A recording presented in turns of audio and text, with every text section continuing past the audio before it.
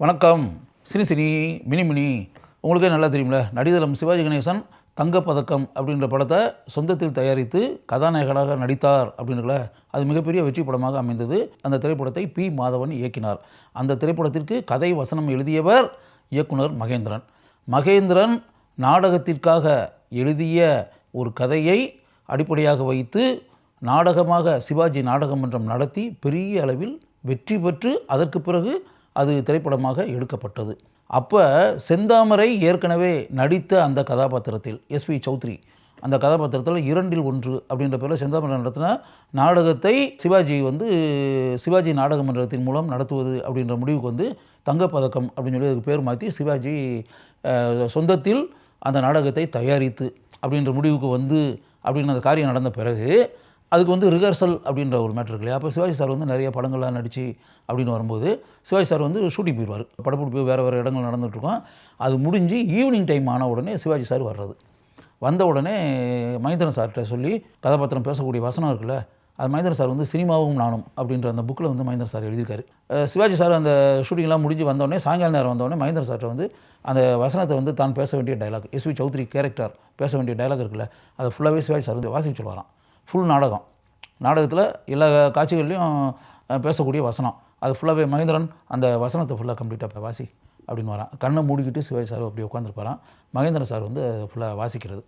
வாசித்தோடனே Sivaji sir அவர் கண்ணை மூடிக்கிட்டு அப்படி கேட்டு வராது. அதாவது இவர் பேசுகிற வசனன்றது ஒரு உட்கார்ந்தா கூட நாடகம் தயாரிப்பாளரே சிவாஜி நாடகம் பண்ணுறோம் அப்படின்னு ஒன்று இருக்குல்ல, அதனால் ஃபுல் எல்லா கேரக்டர்களும் பேசுகிறது ஃபுல் நாடகம் அப்படின்ற மாதிரி வச்சுட்டு இவருடைய கேரக்டரையும் சொல்லி இவருக்கு பேசக்கூடிய உரையாடல்கள் அதையும் மகேந்திரன் சார் சொல்லியிருக்காரு. சிவாஜி சார் கண்ணை மூடிட்டு கேட்டு அப்படின்ற மாதிரி மேட்ரு. இப்படி 3 நாள் ஈவினிங் கேட்டிருக்காரு. 4வது நாள் ஓரளவுக்கு பக்காவாக அந்த நாடகத்தினுடைய ரிஹர்சல் அப்படின்ற மாதிரி நடக்கும் இல்லையா, full rehearsal with all artist அதில் இருக்கக்கூடிய நடிப்பு கலைஞர்கள் எல்லாருமே எல்லா காட்சிகளும் அப்படின்ற மாதிரி ஒரு ஃபைனல் ரிஹர்சல் அப்படின்ற பேட்டர்னில் அப்படியே ரஃபாக ஒன்று நடக்கும் அப்படின்ற மாதிரி வச்சுக்கோங்க. அதுக்கடுத்து 5வது நாள் நாடக அரங்கேற்றம்.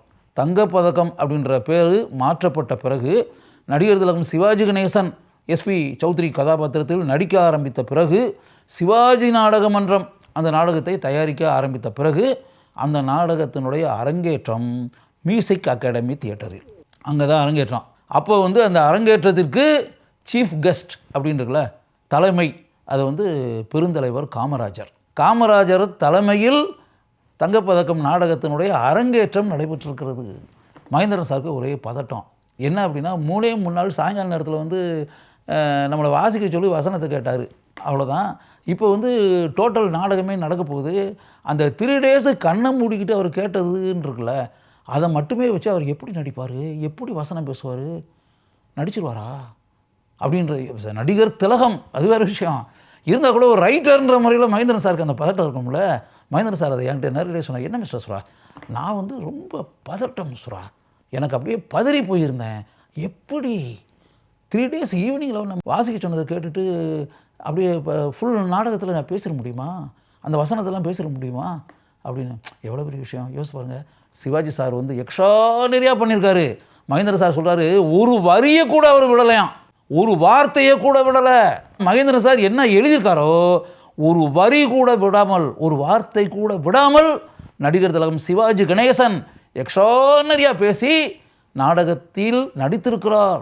அந்த எஸ்பி சௌத்ரி அப்படின்ற அந்த கதாபாத்திரமாகவே மேடையில் நடிகர் திலகம் சிவாஜி கணேசன் உயிர்ப்புடன் வாழ்ந்திருக்கிறார். சிவாஜி சார் வர்ற இடம் எல்லாமே ஹெவி கிளாப்ஸ், ஆடியன்ஸ் சைட்லேருந்து மிகப்பெரிய அளவில் கை தட்டல்கள், ஸ்டாண்டிங் ஓவேஷன் அப்படின்னு இருக்குல்ல, நாடகம் முடிஞ்ச உடனே ஸ்டாண்டிங் ஓவேஷன், எல்லாரும் எந்திரிச்சு நின்று கை தட்டியிருக்காங்க.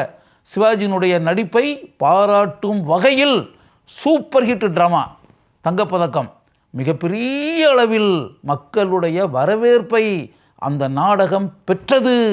மகேந்திரன் சாருக்கு ஆச்சரியத்திற்கு மேல் ஆச்சரியம். எப்படி 3 நாட்கள் மாலை நேரத்தில் கண்களை மூடிக்கொண்டு வசனத்தை கேட்டு அதை ஒரு வரி கூட விடாமல் நாடகத்தில் கதாபாத்திரமாகவே மாறி நடிக்க முடியுமா?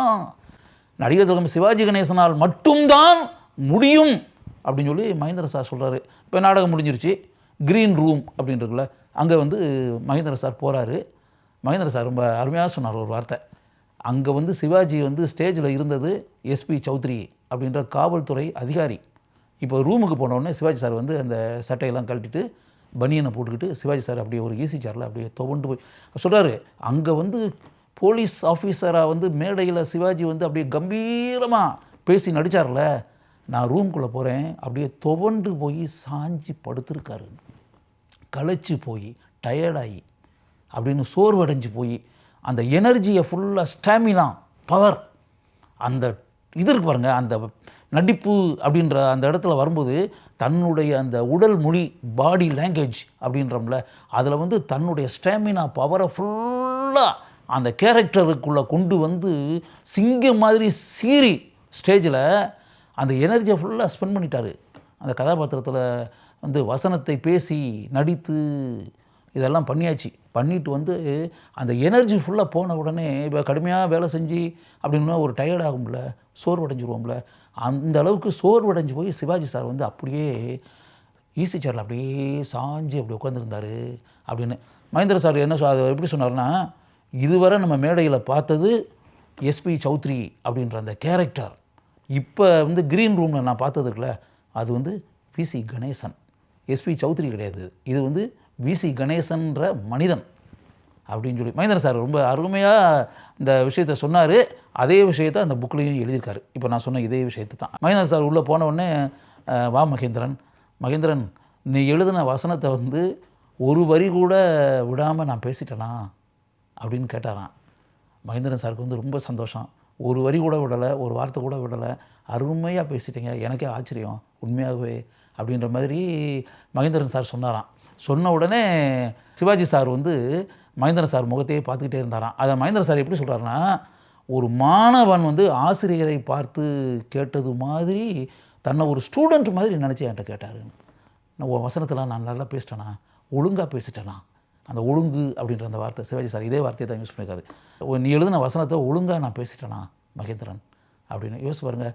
சிவாஜி சார் வந்து எப்படிப்பட்ட நடிப்பு மேதை, நடிப்பின் பல்கலைக்கழகம், அப்படிப்பட்ட ஒரு மனிதர் உன் வசனத்தை நான் ஒழுங்காக பேசிட்டேனா அப்படின்னு கேட்குறாருன்னா, எந்த அளவிற்கு அவரிடம் உயர்ந்த குணம் இருக்கிறது அப்படின்றத நீங்கள் யோசிச்சுக்கோங்க. அந்த நாடகம் இந்தியாவின் பெரும்பாலான நகரங்களில் நடைபெற்று சூப்பர் ஹிட் நாடகம் என்ற பெயரை பெற்றது. அரங்கு நிறைந்த காட்சிகளாக அனைத்து இடங்களிலும் மேடையேற்றப்பட்ட நாடகம் தங்கப்பதக்கம்.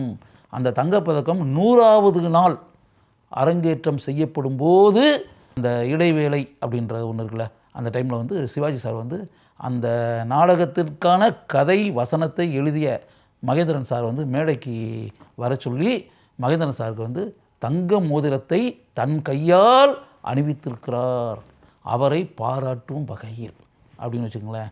எத்தனையோ வருடங்கள் கடந்து ஓடிடுச்சு. தங்கப்பதக்கம் திரைப்படமாக வந்து எந்த அளவிற்கு மகத்தான சாதனையை புரிந்தது அப்படின்றதெல்லாம் நமக்கு நல்லா தெரியும். இருந்தால் கூட அது நாடகமாக நடத்தப்பட்ட போது எந்த அளவிற்கு மறக்க முடியாத அருமையான சம்பவங்கள் நடைபெற்றிருக்கின்றன என்பதை நீங்கள் தெரிந்து கொள்ள வேண்டும்.